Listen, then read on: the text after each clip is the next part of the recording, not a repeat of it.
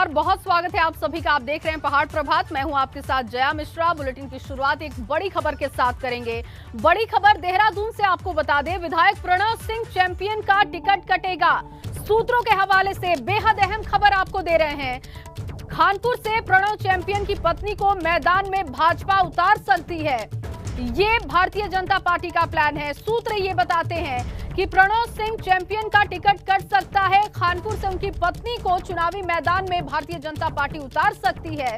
रानी देवयानी को प्रत्याशी बनाएगी भाजपा। रानी देवयानी ने खानपुर के विकास के लिए कई काम किए हैं। साथ ही आपको ये भी बता दें कि 4 बार के विधायक प्रणव सिंह को इस बार चुनाव में टिकट नहीं मिलेगा। सूत्रों के हवाले से बेहद अहम खबर दे रहे हैं, लेकिन उन्हीं के परिवार के सदस्य को टिकट दिया जाएगा। प्रणव सिंह चैंपियन की पत्नी को भारतीय जनता पार्टी चुनावी मैदान में उतार सकती है, उनकी सक्रियता को देखते हुए। हालांकि 4 बार के विधायक प्रणव सिंह चैंपियन का टिकट इस बार कट सकता है। सूत्र ये बताते हैं टिकटों को लेकर लगातार मंथन किया जा रहा है। माना जा रहा है कि आज या कल लिस्ट सामने आ सकती है। भारतीय जनता पार्टी की तरफ से लिस्ट रखी जा सकती है जनता के सामने। लेकिन इस बीच बेहद अहम खबर मिल रही है कि खानपुर से प्रणव चैंपियन को टिकट नहीं दिया जाएगा। चैंपियन की पत्नी रानी देवयानी को प्रत्याशी भारतीय जनता पार्टी बना सकती है। वहीं भाजपा प्रत्याशियों की लिस्ट जारी होने से लेकर जैसे जैसे संभावनाएं तेज हो रही हैं, प्रदेश में सियासी हलचल भी बढ़ती हुई दिखाई दे रही है। और आज कोर ग्रुप की बैठक से पहले शुक्रवार प्रदेश के पूर्व सीएम त्रिवेंद्र सिंह रावत के घर पर विधायकों की भारी भीड़ देखने को मिली। करीब आधा दर्जन से ज्यादा विधायकों ने पूर्व मुख्यमंत्री त्रिवेंद्र सिंह रावत के घर में सीटों को लेकर चर्चा की है। त्रिवेंद्र रावत से डिफेंस कॉलोनी आवास पर उनसे भाजपा के 9 विधायक मिलने पहुंचे थे, इस बात की जानकारी है। देखिए, तस्वीर भी हमने आपके सामने रख दी है, जिससे कि चर्चाओं का बाजार एक बार फिर से गर्मा गया है। त्रिवेंद्र रावत के घर पहुंचने वाले विधायकों में धन सिंह नेगी थे, पौड़ी से मुकेश कोहली थे, लैंसडाउन से दिलीप सिंह रावत थे, प्रताप नगर से विजय सिंह पवार थे, नानक मत्ता से प्रेम सिंह राणा थे और रुद्रपुर से बात की जाए तो भरत चौधरी पहुंचे हुए थे त्रिवेंद्र सिंह रावत के घर पर। आपको बता दें कि पूर्व सीएम त्रिवेंद्र सिंह रावत से मुलाकात करने वाले अधिकतर विधायक ऐसे हैं जिनके टिकट काटे जाने को लेकर संगठन में चर्चाएं जोर शोर से चल रही हैं। और इस बीच त्रिवेंद्र सिंह रावत के घर ये तमाम नेता पहुंचे। देखिए, हम आपको बता भी रहे हैं कि टिकट को लेकर चर्चा करने के लिए त्रिवेंद्र सिंह रावत के घर पर कौन कौन पहुंचा था। तस्वीरें भी हमने आपके सामने रख दी है। प्रेम सिंह राणा जो कि नानक मत्ता से विधायक हैं, वो पहुंचे थे। रुद्रपुर विधायक भरत चौधरी पहुंचे हुए थे। लैंसडाउन से विधायक हैं दिलीप सिंह रावत, जिनका टिकट इस बार कट सकता है, इस तरीके की खबर है। वो भी त्रिवेंद्र सिंह रावत के घर पर पहुंचे हुए थे। और इस तस्वीर के सामने आने के बाद अब चर्चाओं का बाजार भी गर्म हो चुका है। वहीं उत्तराखंड चुनाव में टिकट बंटवारे को लेकर भाजपा में मंथन जारी है। आज उत्तराखंड भाजपा के संसदीय बोर्ड की कई अहम बैठकें होनी हैं, जिससे टिकट और दावेदारों को लेकर अंतिम चर्चा हो सकती है और इसके बाद पार्टी प्रत्याशियों की फाइनल लिस्ट बन जाएगी।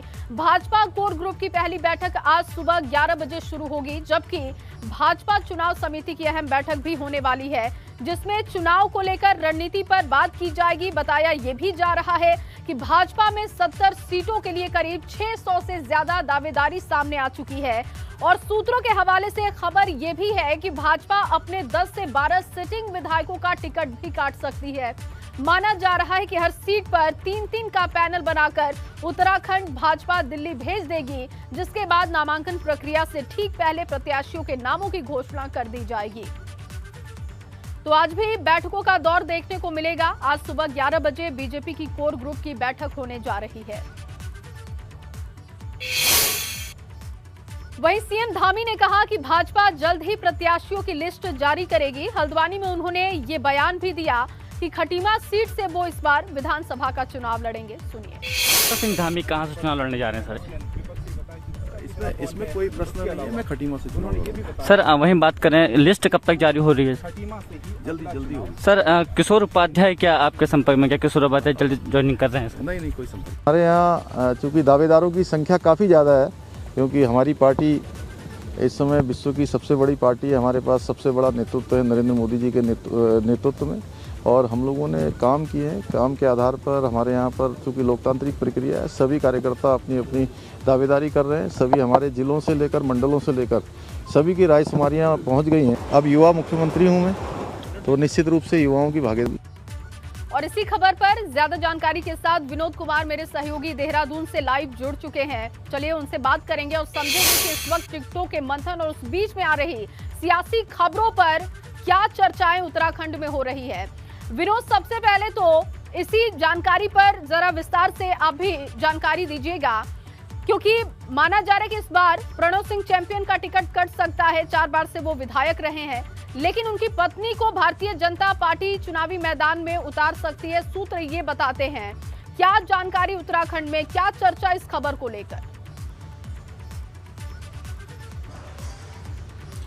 बिल्कुल जया, देखिए आपने ठीक कहा कि जिस तरह से सूत्रों के अनुसार जो जानकारी मिल रही है कि 4 बार से विधायक कुंवर प्रणव सिंह चैंपियन का इस बार टिकट कट सकता है, और उन्हीं के परिवार में यानी उन्हीं की पत्नी को इस बार रानी देवयानी को भाजपा संगठन की ओर से चुनाव मैदान पर इस बार उतारा जा रहा है, क्योंकि उनकी सक्रियता लंबे समय से खानपुर विधानसभा क्षेत्र में है।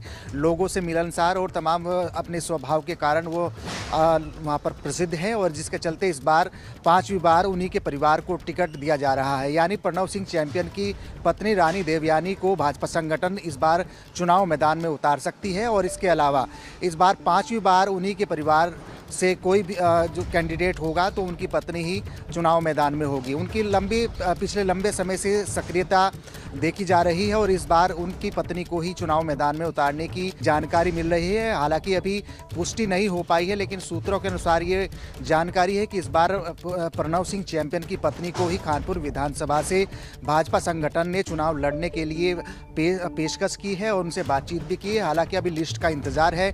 लिस्ट जैसे जारी होगी उसके बाद ही देखा जाएगा आखिरकार किस तरीके से प्रणव सिंह चैंपियन की पत्नी को टिकट मिलता है, या फिर प्रणव सिंह चैंपियन को 5वीं बार चुनाव मैदान में उतारा जाता है। लेकिन इस बार सूत्रों के अनुसार जो जानकारी मिल रही है कि पिछले 4 बार से प्रणव सिंह चैंपियन विधायक हैं, और खुद प्रणव सिंह चैंपियन ये चाहते हैं कि इस बार उनकी पत्नी खानपुर विधानसभा क्षेत्र से चुनाव लड़े और जनता के बीच में चुनाव जीत कर जाए, क्योंकि पिछले लंबे समय से जनता के बीच में रानी देवयानी की सक्रियता बढ़ती जा रही है, और माना जा रहा है कि भारतीय जनता पार्टी की लिस्ट 1-2 दिन में सामने आ सकती है। लेकिन त्रिवेंद्र सिंह रावत के घर पर जमावड़ा दिखाई दिया, तस्वीर भी हमने अपने दर्शकों को दिखा दी है। उस तस्वीर को जरा ब्रीफ कीजिएगा विनोद, क्योंकि ऐसी भी खबर है कि 10 से 12 सिटिंग विधायकों के टिकट कट सकते हैं, और उन्हीं जिन नामों के चर्चा हो रहे हैं वही चेहरे वहां पर दिखाई दिए।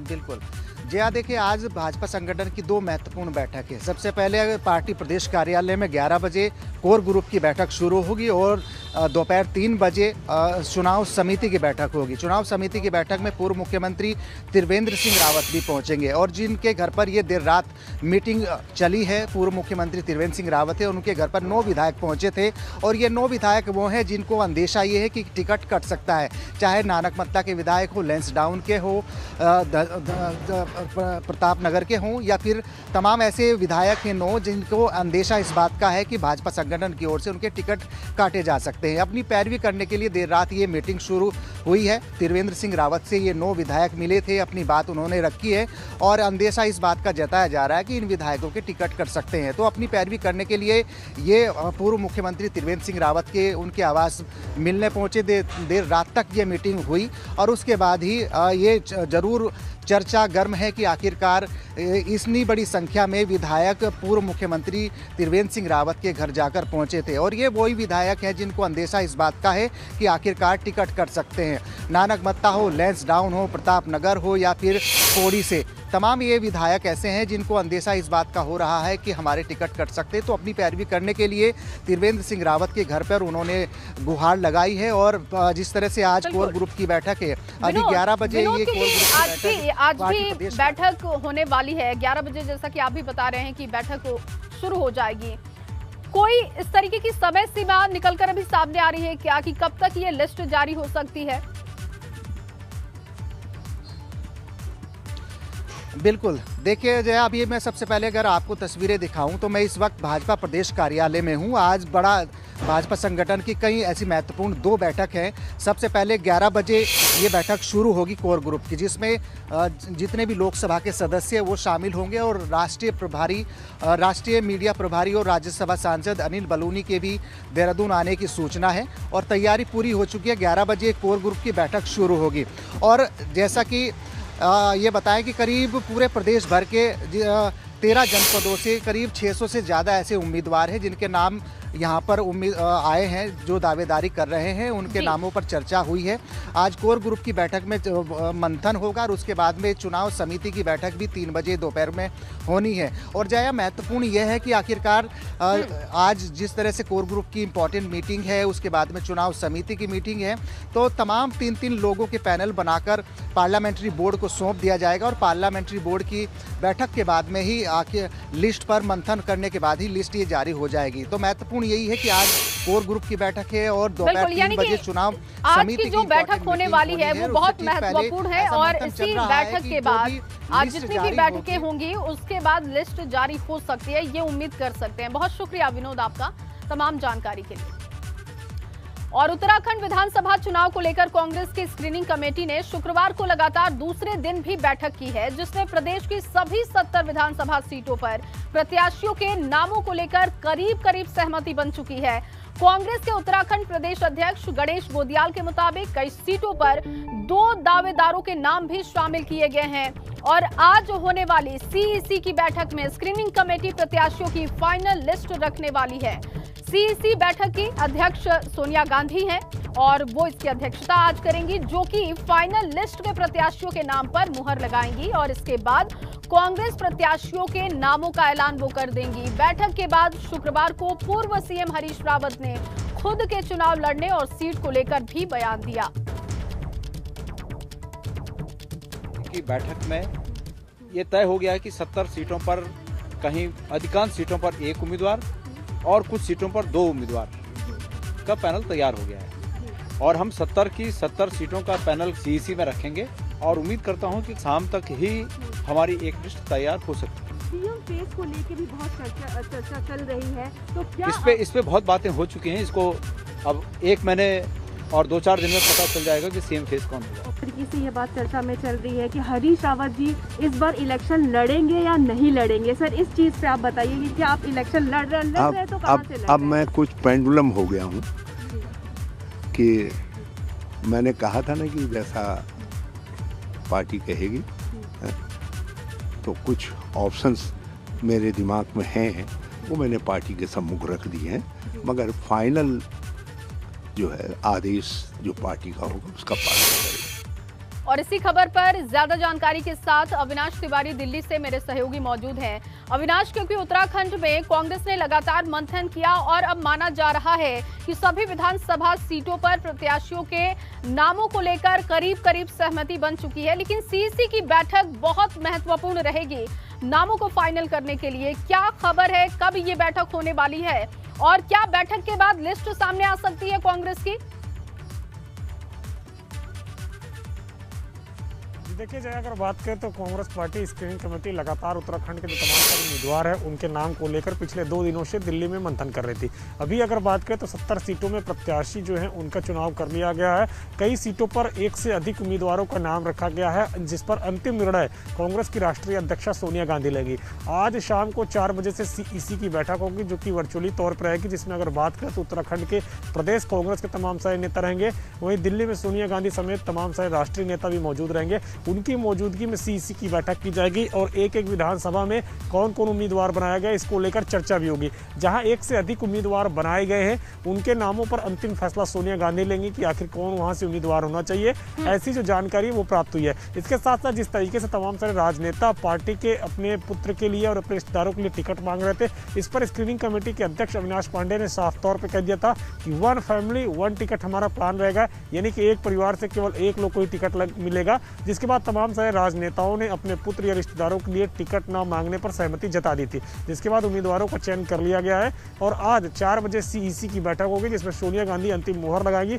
आज देर रात या फिर कल कांग्रेस पार्टी अपनी पहली लिस्ट जारी कर सकती है उत्तराखंड के उम्मीदवारों के नाम की। बहुत शुक्रिया अविनाश आपका तमाम जानकारी के लिए। तो आज जो बैठक होगी वो बहुत महत्वपूर्ण होगी और माना जा रहा है कि आज देर रात या फिर कल सुबह तक लिस्ट भी कांग्रेस के सामने आ सकती है। इस बीच आपको एक बड़ी जानकारी दे दें, कैबिनेट मंत्री धन सिंह रावत के खिलाफ मामला दर्ज हुआ है। आचार संहिता उल्लंघन का ये मामला है और धन सिंह सहित भाजपा के 11 नेताओं पर मुकदमा दर्ज किया गया। दरअसल चमोली भाजपा जिलाध्यक्ष के खिलाफ भी मामला दर्ज हुआ। 15 जनवरी तक रोक के बावजूद धन सिंह ने आयोजित किया सार्वजनिक कार्यक्रम और इसी कार्यक्रम में आचार संहिता का उल्लंघन किया गया। चमोली में की गई थी सुझाव पत्र पेटिका कार्यक्रम की शुरुआत और आपको बता दें कि 15 तारीख तक तमाम चुनावी कार्यक्रम पर रोक के आदेश थे चुनाव आयोग की तरफ से, लेकिन उसका उल्लंघन किया गया है और कैबिनेट मंत्री धन सिंह रावत पर मुकदमा दर्ज किया गया है। साथ ही साथ आपको ये भी बता दें कि आचार संहिता उल्लंघन का मामला है। और सीधे बड़ी खबर का रुख करेंगे। उत्तराखंड में कोरोना का कहर लगातार जारी है और कोरोना के कहर के बीच आज एक बड़ी बैठक होने जा रही है। 16 जनवरी तक रैली जनसभा पर रोक और कोरोना के बढ़ते मामलों की वजह से रोक लगाई गई और आज शासन के अधिकारी बैठक करने जा रहे हैं एक बार फिर से और कोरोना को लेकर तमाम पहलुओं पर चर्चा होगी। 24 घंटे में 3200 नए मामले रिकॉर्ड किए गए, 3 लोगों की जान चली गई 24 घंटे में। और ऐसे में क्या जो रोक पहले से लगाई गई है, पाबंदियां जो लगाई गई हैं, उसको आगे कंटिन्यू किया जाएगा। इसी को लेकर बैठक बहुत अहम होगी। और अब बात मौसम के मिजाज की भी करते हैं। अब बात उत्तराखंड के मौसम की। उत्तराखंड में बारिश और बर्फबारी का दौर लगातार जारी है और इसी बीच देवभूमि के लिए मौसम विभाग की तरफ से एक बार फिर से अलर्ट जारी किया गया है। येलो अलर्ट मौसम विभाग का है और आपको बताएं कि घने कोहरे की वजह से आम लोगों का जनजीवन बहुत प्रभावित है पहाड़ों पर। और धर्म सिंह नगर की बात करें, उधम सिंह नगर की बात करें और हरिद्वार की बात करें तो घना कोहरा है, विजिबिलिटी बहुत कम है। देखिए तस्वीरें भी हमने आपके सामने रखी है। और आज सेना दिवस है। इस मौके पर दिल्ली में कैंट स्थित करियप्पा ग्राउंड में परेड का आयोजन किया गया। इस परेड में सेना की नई कॉम्बैक्ट यूनिफॉर्म की झलक भी देखने को मिली है। परेड में पैराशूट रेजिमेंट की टुकड़ी ने झलावरण वर्दी पहनी और ये डिजिटल पैटर्न पर आधारित है। नई आर्मी कॉम्बैक्ट पैटर्न यूनिफॉर्म को national institute of fashion technology की मदद से विकसित किया गया है। अधिकारियों के अनुसार बदली हुई वर्दी का छलावरण पिछली वर्दी की तुलना में बेहतर है और इसे आराम के स्तर पर ध्यान में रखते हुए डिजाइन किया गया है। इस यूनिफॉर्म को सैनिक युद्ध के मैदान में ऑपरेशनल एरिया में पहन सकते हैं।